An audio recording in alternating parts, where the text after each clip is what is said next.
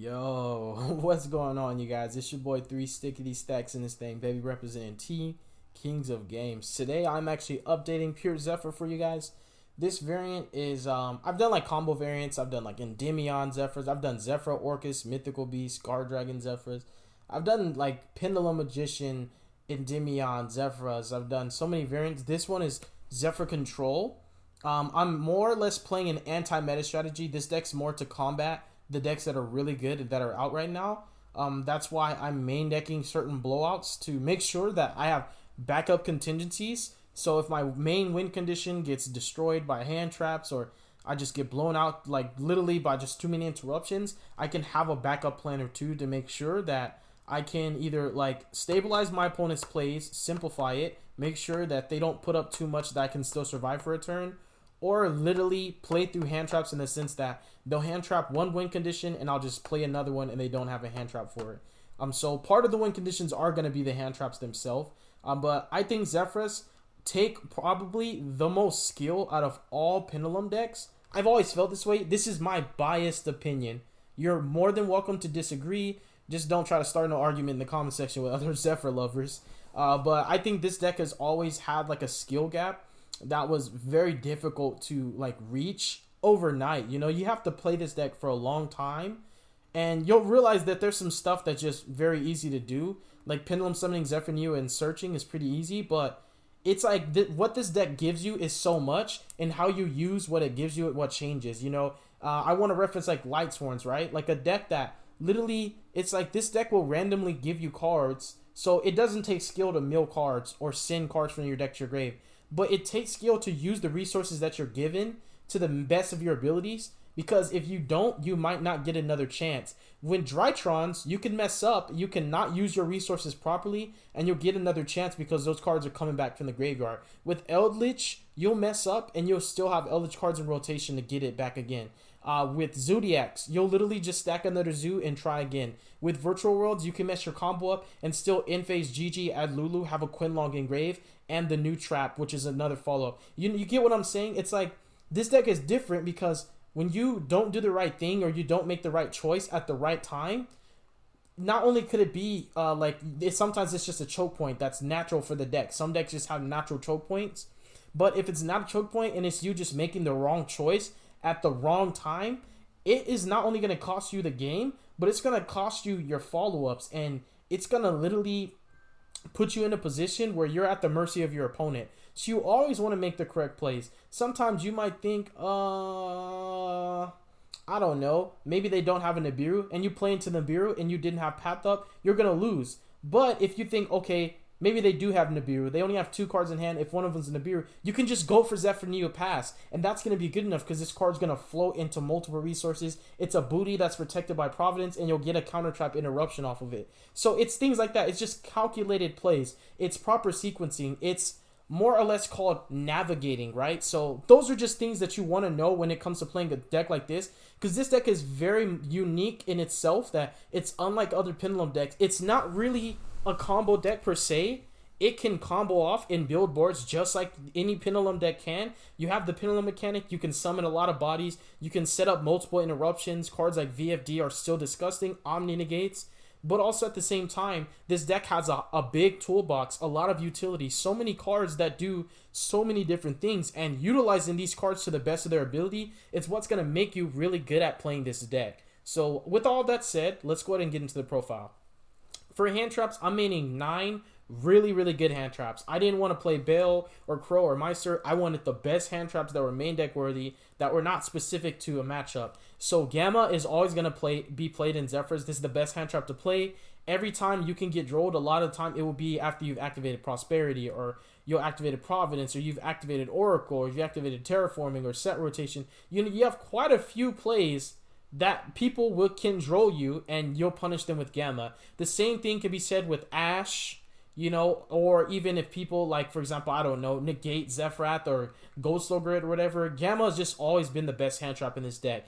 Gamma is still insane to this day, and when you Gamma your opponent on your turn, you make an Omega, you rip a card out their hand. When you Gamma going second, you just pressure your opponent. It's a really, really good card. And that extra level 6 will come up because if you Gamma at the right time, if they Dragoon you and you Gamma that, you can now Pendulum Summon Zephra, go into Utopia Beyond, and you can out that Dragoon because of Gamma giving you access. Or you can go into Savage, it's up to you if you play the card. But anyways, getting past that, D-Shifter is another card of choice. I decided to take out my Dragon's Ravines and all my other stuff, and I decided to main Shifter. You normally side deck this card, that's the truth. But I want my game 1 to be the best game. I want to have the best chance of winning in my game 1. Game 1 is the most important match. And like in the whole match, game 1 is the most important. That a lot of the time sets the tempo. When your opponent loses game 1, they already are playing a game behind. They have to win the next 2. So that means in their mind, there's a lot of complicated things where people will overside. They'll be too nervous. They'll be too anxious. They want to overside. They want to overly prepare for your deck because they don't want to lose game 2. This is why game 1 is so important, you guys. I could make a video on the stuff that I'm talking about right now outside of this profile, but that's why I'm maining Shifter. I want the highest impact hand traps in my main deck, including this one, because this card literally ends DRITRON's turn. Zodiacs, it doesn't really matter to them. That's why Zeus can play this. Eldritch, to a large degree, cannot play under this card. Like, they just can't. It lasts for a while, so even if they activate their cards in your turn, they're losing value. And if you kill their Golden Lord, it's going bye-bye. This card is also very, very, very good against Virtual Worlds because they have to send from deck to grave to activate their stuff. So when it's not able to touch the grave, you can't activate it. So if you properly time this, the Dimensional Shifter, without playing into Gamma, unless you have an answer for it, this card is going to just be GG no re. And a lot of the times, unless you're activating Prosperity or Providence, even when you go first, this card's still going to be live because you're typically going to have like on your more simpler boards, you're going to have like Zephra with 9 pillars or like Path or something, and you'll have Shifter live. But going second, this card's disgusting. You can wreck your opponent with this card. Next up, we have Triple Ash Blossom, generically applicable, and it's a combo piece because this plus Zephra can still get you your Synchro combo to get into VFD. And when we get into the extra deck, you guys are going to see I'm actually doubling up on him because this deck plays, it's almost like Virtual Worlds and Zephras play kind of similar to each other. They can make a lot of the same cards, but I wanted to have multiple VFDs because I do have games where I can't close it out fast enough. I'll VFD my opponent, but my follow-up doesn't have enough damage. And then it becomes like, okay, if anything happens to my VFD, a second one normally closes the game out. So Ash is important because it's another combo piece. So if you couldn't access Zephra for whatever reason, sometimes the composition of your hand just doesn't give you what you need, Ash can be that combo piece. Next up, we play Kaku for the first VFD combo. The second VFD combo is just through Cloud Castle. It's a lot easier to do than this one. But this card is still a very, very decent card for what it's worth. If the right circumstances, it can snatch a monster. Next up, for true starters, these are all kind of just like the hand traps defensive cards. We have 3 Prosperity. Your extra deck is a toolbox that you don't need everything right away. Some of these are situational to a matchup. So you can already know what you want to banish and what you want to keep. Like, it's pretty easy to use Prosperity in this deck. You can even play Extravagance in Zephras because most of the time there's only 2 to 3 monsters that you need for your win condition. The rest are all utility cards in the sense that they're just situational, and if the situation never occurs, you don't need them. So that's why Prosperity is really good. This also prompts the Droll for the Gamma to just punish them. So this card's amazing. I chose this over the Madolche package because this card has much more utility, being that it can add anything I need. The Madolche package could either add Zephra, Nibiru, or Core. This card can add any card in the deck. It's the closest thing to literally adding any card in the deck outside of like Oracle stacking what you want. So this deck is pretty cool because Prosperity lets you see pretty much your whole deck, any card you want, and Oracle lets you literally stack a monster and draw it. So this deck can add any card it wants to the hand, basically. Like Zephra is, again, just such a unique Pendulum deck. 3 Providence, the card's disgusting. Searches any in-R type card, and it protects your cards from being destroyed. Any Zephra card, that is. So I've been Lightning Stormed, and I still just banished to protect it anyways. And we have Oracle. Oracle searches any monster, and it's one of your main combo pieces for your first Calamities combo. The second one's easier. Synchro is the best effect. Stack Draw. It's just so OP. XYZ is the next effect that you actually use, which is draw 1, discard 1. This is why I kind of wanted to, I'm going to talk about M7 for a second while I'm on this field spell. Because let's say you Synchro Summon with Oracle, because you can use each effect. So you Synchro Summon, let's say you go into Metaphys Horus, because you just need an out Dragoon. You're like, boom, negate, take something. Now you stack a monster, whatever you need. You overlay Zephra and this into M7. you get Oracle to draw the card you stacked, and then you can discard a monster and literally use M7 to get the monster back that you discarded off Oracle. Another reason why I kind of might just cut like Dweller or something, like, even though this card's disgusting, I'm not gonna lie, it's very disgusting. I just want to cut something for this is because when I D-shifter the first time, my cards don't touch the grave. So when I make this, I can literally use this to loop the D-shifter and D-shifter again, so my opponent's just going to want to scoot. They're not going to want to waste time. It's going to take too long to get that duel. Because when I D-shifter again, right, and my opponent doesn't out my M7, I'm going to get D-shifter a third time. So, you know what?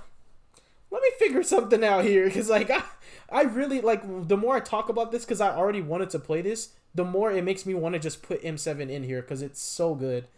I don't know. I'm gonna figure it out. I might pick between these two because these are both offensive cards. Like Fan's so good. I don't know. I like double VFD. I don't want to cut that. I might be like bye IP Masquerena, even though sometimes I want the second link too. But M7, definitely you guys should consider playing it. It's so good in this deck. And with Oracle, it gives you an additional utility, which is so good because you get to get a free draw. Getting whatever you wanted that you stacked, and then whatever you discard can come back to you, which is super good. Terraforming and set rotation are also starters. The set rotation target, I'm going to go ahead and talk about this, is Necro Valley. So, Necro Valley does little to nothing at all to this deck. So, they basically, if you summon Shinshin, oh, God forbid, you can't bring it back. Cloud Castle, you can't go into a second VFD. You know, it's like, what does Necro Valley really do to Pendulum decks? It's like, okay, you can't use Zephra and Pilica. If you ever really want to use graveyard effects, you use those first and then play Necro Valley. So why am I playing this? Because my Zephra control strategy is more of a anti-meta. It's built to counter what the best decks are. If I play Rogue, this deck is one of the best decks to play against Rogue. This deck is just so good. It's really, really good. Oh yeah, D-Shifter body Shaddolls too. I know I love Shaddolls, but I had to point it out. This card also destroys Shaddolls because they can't loop their fusion spells and their traps by linking their fusions off. They can't even activate Schism because it has to banish. They have to banish from graveyard. I mean, from their field with Schism. And also, normally how they activate Schism or get access to it is by fusing and dumping it. And if not, they're going to use like a card like Punishment and dump Op Colone, which you can respond to that. But Necro Valley is just super good. It's not just about Shaddolls. It's just that this card answers Dritrons and Virtual Worlds and Dinosaurs and Eldritch and Shaddolls, and just there's a list of decks that just need their graveyard, and this is just a free win condition. It's literally so free. It's just an additional terraforming or set rotation target, whichever one. And when you set rotation your opponent with Oracle, it's so funny because they can't evenly or lightning storm you because they can't activate this unless they're playing Zephra. So set rotation is always going to be a great card. That's super good. But Necro Valley is just disgusting, you guys. It just makes going first even more oppressive, and going second in the right circumstances, you can still play this going second and just GG no re. Like if you can dismantle whatever the Drytron deck put up, you can just activate Necro Valley. And how you can deal with like the Vanity's Ruler, like if they just have Vanity's Ruler itself and nothing else, both Thubin and War are searchable and they kill that. If they have Ultimateness but not Vanity's Ruler, with Ultimateness, unless they're just literally shotgunning their negates on your scales, you can pin summon Zephra Thubin and chain block with him so that he's the lowest card in the chain link, and you can pop the Ultimateness without them being able to respond. That's if they didn't shotgun negates on every scale. You know, some people just negate your scales praying that you don't have more, and you could drop Necro Valley. So the point is, you can still break a board going second and slap Necro Valley and secure your win. You could even go for VFD and then activate Necro Valley, and it's like, bro, I have a counter trap, I have VFD and Necro Valley. What the heck are you gonna do? Nothing. So now I'm just gonna drop that down there because this is one of the floodgates. Zephra Path and Necro Valley is one of the simplest win conditions you can achieve with this deck. You can even play Planet Pathfinder because I really don't have a normal summon for this build right now. I chose the Prosperity over the normal, but you can play Planet and just bump it to a 50 card deck at that point. It just means you're going to have a lower chance of drawing Shifter, and that's why I was like, maybe Fortify is the lowest, but this could be your normal summon because you really don't, this deck doesn't have a dedicated normal summon. I cut the Madolches. So you can play Planet Pathfinder. It gives you more consistent access to your field spells, including Necro Valley, which makes your win condition and your in-board more disgusting. Like your better boards, because this is a control build, so you're not necessarily comboing, your better in-boards are going to be VFD plus Counter Trap, and you can have either Path or Necro Valley. Because if you hard drew Zephra Providence, now your Zephra Neo can just search your path or your 9 pillars or whatever you want to be live, and then Providence can search for the path. So you get path plus the counter trap if you open this. And this, again, it's just so good, you guys. You could even just play one Planet Pathfinder. If Necro Valley is, for some reason, better than VFD, which certain decks it is, then you can just stack Planet Pathfinder off the Ravenous effect for the Oracle, draw Planet Pathfinder, normally attribute it, and add Necro Valley. So you could just play one Planet Pathfinder, literally. I mean, there's just so many things you could do because Zephras are broken. Let's just be real. So continuing with starters, we have 3 Anger Translators, the best pendulum scale in the game of Yu-Gi-Oh! There is no pendulum scale better than Zephrath. Like, you don't even have to try to prove me wrong. You're never going to change my mind. This is the best pendulum scale in the game. It's a high or a low scale. It loads your extra deck at the same time. It's utility. This card is basically Electromite when he's Link Summoned, and Electromite's banned. So we got Electromite, even though other pendulum decks don't. And then we got Electromite's second effect, which is Windy. So yes, this deck is gas. Then we have 3 Zephra News, the Lifeblood, this big booty right here, searches your entire deck. Zephrath, with a low scale, is pretty much can be up to a +3 because you get a body on field. You get a field spell if you need to. Like, you can go field spell into this, and then you go into this. So Zephra Neo comes out, you get a counter trap. So like off of a Zephrath, you can rotate 2 to 3 cards every turn. And every time you draw, this is already your follow-up no matter what you top deck, because he's simply going to send another Zephra Neo. So this card is literally a starter and a follow-up every turn. It's so good. It's just going to give you more and more. It actually pays for itself more and more and more because the first turn you use it, it already replaces itself. And every turn after that, it's free real estate. Zephra Neo is just disgusting. Then we have 3 Zephraxes. Very important utility card for your synchro aspect of your deck. This deck synchros a lot more than like traditional pendulum decks do. Synchro summoning is part of your biggest win conditions. If your deck, your opponent's playing like, I don't know, Adamancipator, just go for Chao Feng with counter traps. If they're playing a deck like Eldritch, this is what makes your Eldritch matchup even better because you can grind with Shin Shin and the materials. Like sometimes you get materials engraved for Shin Shin to be live because you do XYZ and Link, so you can bring him back. Shin Shin is just OP. Shin Shin control. You also have Ravenous for your VFD combo, Cloud Castle for another VFD play, or you just literally Cloud Castle for the Floodgate attacking effect, and you just bring back like Chao Feng or something like that, just like to have pressure on the field if you just need a push. But long story short, synchro summoning, really, really good in this deck, including going into Horus so that you can out cards like Dragoon. Next up, we have 2 Zephra Thubin and 2 Saitons. These cards are super duper clutch. These are part of why this deck can go second and dismantle boards and set your own board up. These cards can activate on Pendulum Summon, and they can target the exact same card, and they will both resolve, so you don't have to pop 2 cards off of these. You can just target the exact same card in the same chain link, and it will resolve. It's just like Spiral Sleeper. You don't have to pop both cards to get the pop in the first place. So if my card gets protected by Providence, your card still dies. So like these cards are just so good. And killing set cards, whether it's a set shit all or set back row, is still going to be very, very good. And it's a 19 beat stick, 21 defense. Very solid. We have Zephra and Pilica, another utility card. Windy is the best utility card besides Zephra Neo. It's going to let you access all of your resources from your extra deck for your grind game. Looping this card is a must. Then we have Zephra Naga. Zephra Naga is definitely worth it. Zephra Core has always been on my list because I like just pendulum summoning this when I need critical mass for Boar Sword. I chain block, use this to target my Skell, summon it so I get an extra body out. That can be your Abyss Dweller or your Extender, whatever you need it to be. Zephra Naga also helps you to loop your cards better, which is super duper good. It's a utility card. And if you're on like certain packages, Zephra Naga, you can just make it a tuner and go Zephra Neo, Zephra Naga into a level 8, like going to Savage. But I use Zephra Naga more for another utility low scale. That's what I meant by this deck has a toolbox. There's so many effects that all these Zephra cards have. And this one is very convenient too, especially when you need the resource.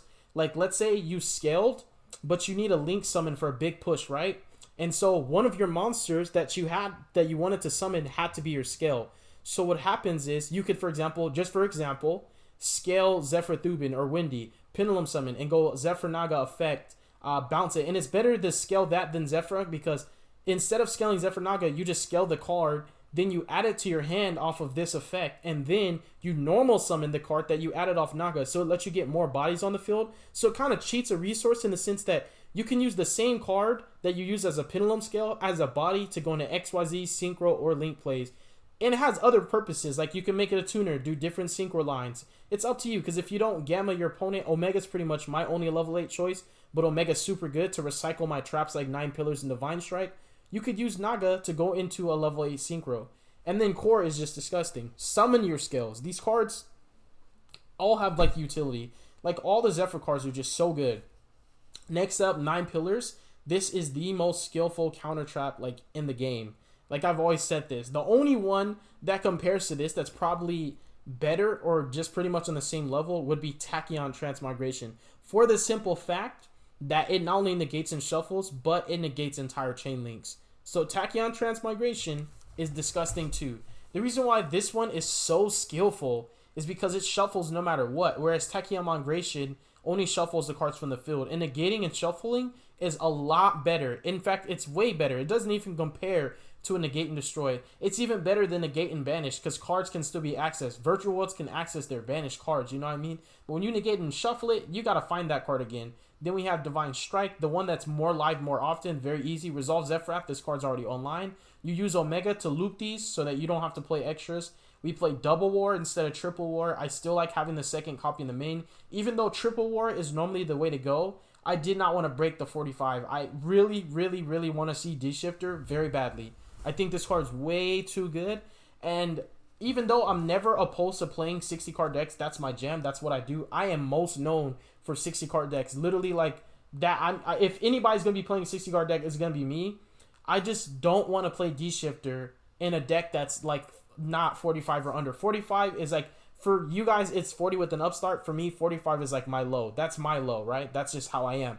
But I don't want to play D-Shifter in a deck that's smaller than that, because I never want to, like, if you don't draw it in your opening hand, it's pretty much like not as impactful. Even if you draw it later, it's like you might not have cards in your grave, because sometimes you just don't. It's a pendulum deck. Your spells go to grave, but like field spell and all that doesn't. It's just like when you don't see it when you need it, it's pointless to draw it like into it later on. It just really doesn't do the same thing. It's not as impactful.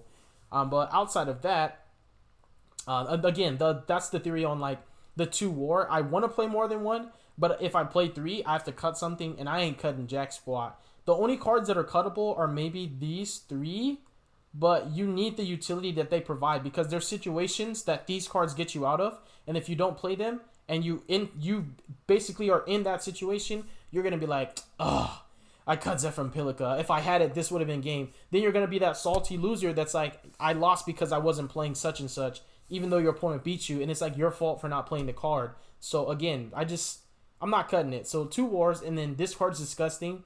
Even though Necro Valley kind of makes it to where like your opponent's not going to interact with the grave much, this does not let you summon from the grave. It does not let you summon from the deck. It does not let you summon tokens. You only can summon from the hand or the extra deck. Now, Virtual Worlds can do quite a bit with this, but also at the same time, it does stipulate, it does hinder like a lot. Like there's stipulations, right? That's why I was saying stipulate. There's stipulations where they're like, okay, like if they hard summon 2 level 9s and overlay into VFD, they can do that. But they can't bring Nyan from grave. They can't bring 2/2 from grave. They can't use the trap to summon from grave. They can't use Cloud Castle to get their cards from grave, which is super important. They can't Shin to grind anymore. And they also cannot resolve Lao Lao, because Lao Lao summons from grave. So there's quite a bit of impact that this card has. And then against Eldritch, they just literally cannot play. This card, they just cannot play. They can't activate their best traps. Like they can get Golden Lord on field all day if they're summoning it from hand off of white, off of the White Destiny. But basically, they really just can't play. Sanguine is most what people are playing. If you hard draw an Eldritch, the Golden Lord, and a White Destiny, you are so lucky. But this card does not let Eldritch play. They only summon from deck and grave, and they only summon those traps that are coming from the spell trap zone. You just can't play. If you're on Zodiac Eldritch, you're in a better point, but I can still just deal with the Zodiac card so easily. This card also is super good against DRITRONs. Can't summon from grave. Can't ritual summon from grave. You can summon from hand and extra deck all day, and it's just, I can name so many decks. Dinos. I mean, there's so many decks this card beats, but when you have Necro Valley in the mix, it's like, bruh, GG easy, bro. GG easy. Like, easy clap. Now, that's the main deck. I'm citing 3 Lancias, 3 Joels, 3 Nib. Impactful blowouts prevent the board from happening rather than trying to break it, because some of these boards are too strong when they are made. And then we have double Necro Valley. You side in 2 more copies for when you're going first. Again, you can convert the main deck, change a lot. You can throw in some Planet Pathfinders. There's so much you can do. Like, obviously, my list always changes. Every Zephra list is always going to be different. So even this one's going to change after testing it more and more. What comes up and what doesn't come up as much. The ones that don't come up as much get cuts. And the ones that do come up a lot more, I throw in more of it, or I just start playing it if I didn't have it. Then we have 3 Evenly and Feather Duster for back row. The extra deck is Chow Fang, Shin Shin. These 2 are win conditions, and they also recur resources. This lets you pressure your opponent, get more bodies onto the field. When you summon Zephraxi from your deck, it does trigger off Chow Fang, so you can make something a tuner. Shin Shin, just a win condition. This card is super duper good, and when you're playing against Zodiac, you can just leave this on the field if you want to. We have Cloud Castle, because I'm actually playing double VFD. We'll talk about that. We have Omega, another utility card, and Horus. Horus out stuff that can be targeted, and it makes your opponent give it to you, so it actually affects your opponent and not the card itself. We have Controller. For the situations where you have a Neo up and it hasn't died yet, you just link it off in the control so you can pin summon it again. We have IP Masquerena for a second link too, because you sometimes need the second link too just to get more damage, so that you can open those zones up so you can go for Sword. Sword's better than Code because you need an OTK. Code is better for clearing boards, but Sword is much better for going for game. And this card don't care about Dragoon. It just kills it.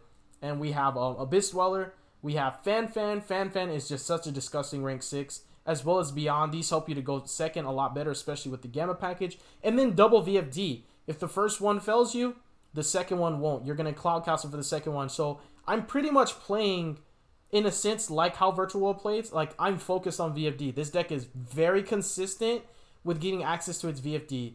Like, all of these cards here let you see the VFD. Like these right here. 3, 6, 9, 10, 11, 14, 17 cards that in rotation pretty much let you see VFD. And really it's 20 because this lets you see anything. And under the right circumstances, you can set up VFD plus Counter Trap. You can even search Zephra Path just so that your combo cannot be Gammaed and it cannot be Nibiru'd. You can literally set your combo up to protect it from Nibiru because the VFD combo only summons from hand and extra deck. This comes from hand, this comes from extra deck, this comes from extra deck. Pendulum summons only from hand or extra deck. So you can literally do the whole VFD combo with Path up. So if you just open Providence, it's free real estate. And you already have the combo. You just activate this. They draw, you Gamma them, punish them, make Omega rip a card, get your Path online. And that's just, it's just insane. Like, it's just so insane. Like, this card is so good. When you have VFD, Path, the Necro Valley, plus a Counter Trap,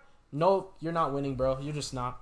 But yeah, that's the profile, you guys. If you're wondering about Beyond, it's more or less just an Ultra Dragoon. Just easier because this effect is kind of like Azathoth. When it hits the field, everything just blankets to 0. So it's more like a, it's not even like an activated effect. It's just like a, when it hits the field, like Azathoth, it's just immediately, everything's 0. So it's easy peasy. Our Father which art in heaven, hallowed be thy name, Lord Jesus Christ. Thy kingdom come, and thy will be done on earth, just as it is in heaven. Please give us this day our daily bread, Lord Jesus. And please forgive us of our debts, as we forgive our debtors. And lead us not into temptation, Father, but deliver us from evil. For thine is the kingdom, the glory, and the power forever. In the mighty name of Jesus I pray. Thank you, Father. Amen. All right, you guys. Deuces.